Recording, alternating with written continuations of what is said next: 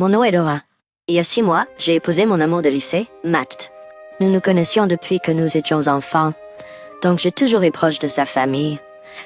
Cela a rendu le mariage très facile. Nous avons beaucoup d'amis en commun, donc notre mariage a été une occasion joyeuse avec beaucoup de bienfaiteurs. J'ai promis de rester aux côtés de Matt pour le reste de nos vies. Quelques mois après le mariage, j'ai découvert que j'étais enceinte. J'étais aux anges, mais les bénédictions ne s'arrêtaient pas là. La mère de Matt était incroyablement soutenante, nous aidant presque tous les jours. Nous vivions chez les parents de Matt depuis notre mariage. Matt est enfant unique et a été élevé avec beaucoup d'amour et de soin. Donc quand nous avons décidé de nous marier, vivre avec ses parents semblait être un choix naturel. J'avais aucun problème avec cela, donc j'ai accepté tout de suite.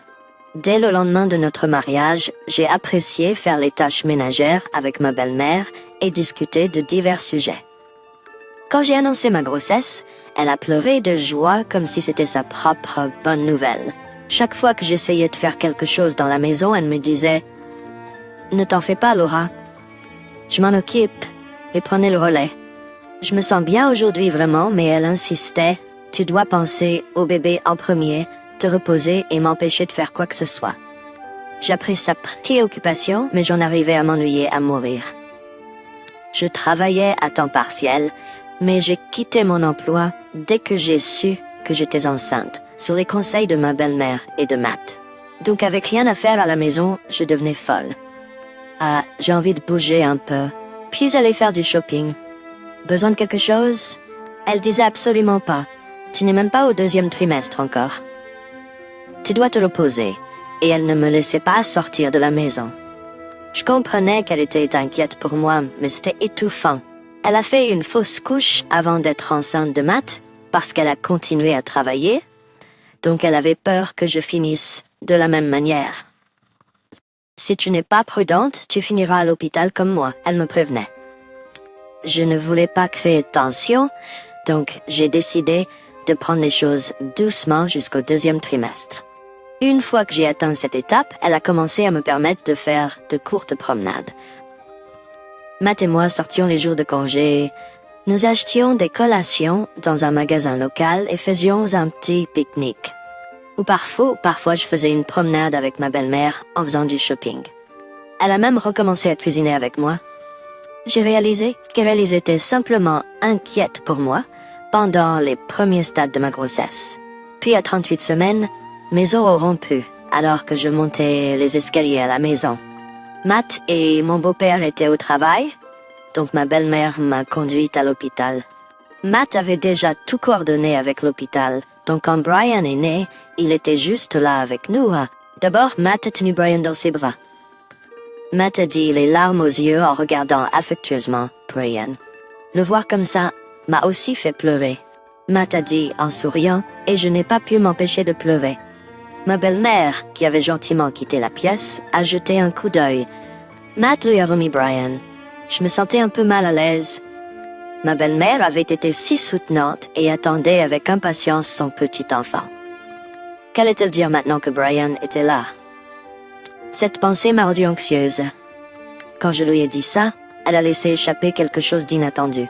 J'ai dû lui demander de faire péter. De quoi parlait-elle? Peut-être Jets, mais mon cœur battait les chamades. Matt l'a immédiatement confrontée, mais elle a continué sans s'excuser. Elle nous a montré une photo de bébé de Matt sur son téléphone. Matt l'a suivi dehors, me laissant seule. J'ai regardé le visage de Brian et j'ai commencé à pleurer. Il ressemblait tellement à Matt, surtout autour des yeux et des oreilles. Matt n'est jamais revenu dans la chambre, se contentant de m'envoyer un message disant qu'il rentrait chez lui avec sa mère. Je n'arrivais pas à croire son comportement, mais j'étais trop épuisée pour le confronter. Quelques jours plus tard, le jour de ma sortie de l'hôpital, Matt est venu me chercher, mais avait l'air triste. J'ai dit, mais il n'avait pas l'air heureux. Je viens juste d'accoucher et je suis mentalement et physiquement épuisée. Pourquoi dois-je être compréhensive envers elle le jour de ma sortie? Je n'ai rien dit à Matt et le trajet du retour s'est fait en silence. La tension ne s'est pas apaisée, même une fois entrée à la maison. J'ai été traitée avec sarcasme. Mon beau-père évitait le contact visuel et ma belle-mère faisait des remarques méchantes. Mais elle m'ignorait complètement. Welcome à Surnley. Oui, Tite. Matt, qui aurait dû être de mon côté, m'avait abandonné. Avec du recul, Matt aurait dû tenir tête à sa mère ce jour-là. Mais finalement, il a pris parti pour elle. Je me sentais vide et j'ai abandonné l'idée que ma belle-mère puisse un jour aimer Brian. Matt n'aidait pas non plus avec la garde de l'enfant, et mon stress continuait de s'accumuler. Je nourrissais Brian au biberon moi-même, et prenais une douche rapide dès qu'il s'endormait. C'était ma vie. Si ça avait été seulement ma belle-mère, j'aurais fait un test ADN pour prouver qu'elle avait tort. Mais même Matt ne croyait pas que Brian était son fils. Ça me fait plus mal que tout. Mes parents avaient déménagé à la campagne, donc je ne pouvais pas compter sur eux. Mes parents, qui voulaient à l'origine vivre dans un endroit riche en nature, ont déménagé peu de temps après mon mariage, donc ne pouvaient pas compter sur eux tout de suite. Ils étaient tellement heureux de mon mariage et faisaient confiance à Matt. Ils aimaient Matt comme s'il était leur propre enfant. C'est pour ça que je ne pouvais pas leur dire ce qui se passait. Après des mois comme ça, ma belle-mère qui m'ignorait a finalement parlé. Ma belle-mère m'ignorait et ne prêtait aucune attention à Brielle. Je pensais qu'elle allait s'excuser. Mais mes attentes ont été rapidement déçues. Quand je suis arrivée dans le salon, elle et Matt étaient assis là. J'étais choquée et je n'ai pas trouvé les mots. Matt n'a rien dit. À ce moment-là, j'en avais plus rien à faire. Matt n'a rien dit et a continué à discuter avec sa mère. J'étais tellement en colère que je suis partie sans un mot de plus et je suis allée chez mes parents. Je leur ai tout expliqué et même s'ils étaient d'abord confus, ils m'ont accueilli. J'ai décidé de rester avec eux jusqu'à ce que je trouve un travail et économise de l'argent. Bien sûr, j'avais demandé une pension alimentaire à mon ex-mari par l'intermédiaire d'un avocat, mais l'argent n'a jamais été versé. Je ne voulais plus avoir affaire à mon ex ou à ses parents, donc je n'ai jamais insisté pour récupérer la pension alimentaire impayée. Des années ont passé. Brian avait environ 6 ans. J'ai reçu un appel d'un ami local qui connaissait aussi Matt, m'informant que Matt était mort dans un accident de voiture. Bien sûr, j'ai entendu parler de ça juste après que ça soit arrivé, mais je ne voulais pas m'impliquer, et Brian était dans une phase occupée et active. Donc, nous n'avons pas assisté aux funérailles.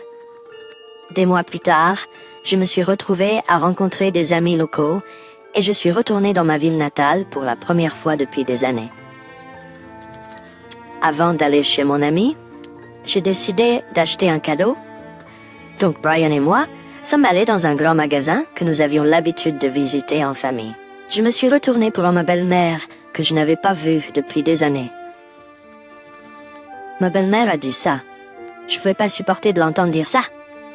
Brian a demandé. Je l'avais gardé secret jusqu'à présent, mais Brian, maintenant à l'école primaire, était vraiment curieux et continuait de poser des questions.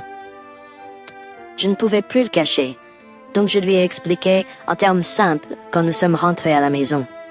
Les larmes ont coulé devant sa gentillesse. Je me sentis reconnaissante du fond du cœur qui doit. Des mois plus tard, ma belle-mère est apparue à l'appartement où Brian et moi vivions. Brian est sorti de la pièce d'à côté, peut-être en entendant la voix forte de ma belle-mère. Alors que je disais ça, ma belle-mère a sorti une grosse enveloppe. Elle a poussé l'enveloppe vers moi. À ce moment-là, j'ai eu envie de pleurer. J'étais déchirée entre le sentiment de pourquoi maintenant et me demandais si c'était acceptable de priver Brian d'une grand-mère de plus. J'étais court de mots parce ma belle-mère a essayé désespérément de le persuader. En disant cela, Brian a repoussé la main de ma belle-mère et s'est assis à côté de moi. Ma belle-mère est restée silencieuse, semblant avoir perdu tout espoir. Après nous avoir regardé un moment, elle s'est levée brusquement et a quitté la maison sans un mot. Nous n'avons plus eu de ses nouvelles depuis ce jour-là. Bien sûr, elle n'est jamais venue nous rendre visite non plus. L'argent de la pension alimentaire qu'elle a laissé derrière elle est mis de côté pour Brian, intact jusqu'à ce jour. Quand j'ai consulté mes parents pour savoir s'il fallait rendre l'argent, ils ont dit « Tu n'as jamais reçu de pension alimentaire avant, donc c'est bon de le garder. » Et j'ai donc décidé de le garder. Je ne sais pas ce qu'est devenu ma belle-mère depuis, mais honnêtement, ça n'a plus d'importance pour moi maintenant. parce que j'ai Briand qui est si fort et qui a mes côtés. Briand qui m'a protégé de ma belle-mère même à son jeune âge. Briand qui m'a choisi plutôt que les douces tentations de ma belle-mère. Je l'aime du fond du cœur, hein. Je veux continuer à l'élever de manière responsable, en veillant à son bonheur même sans père maintenant, et pour toujours, et à jamais.